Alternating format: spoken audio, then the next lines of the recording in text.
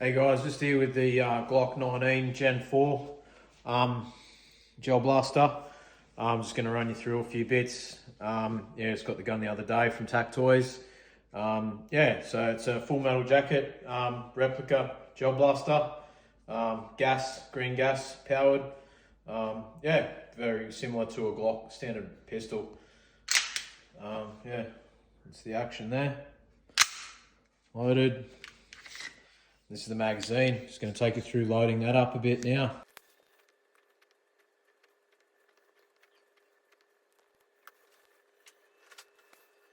Yeah guys, so like I said, this is a green gas powered gel blaster. This is the green gas available from Tactoys.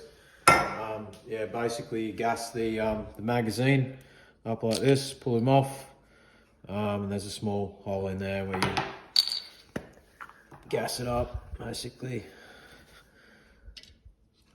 Like that. Gassed up. Gel balls are in there, ready to go. There's a top line up in here, ready to shoot.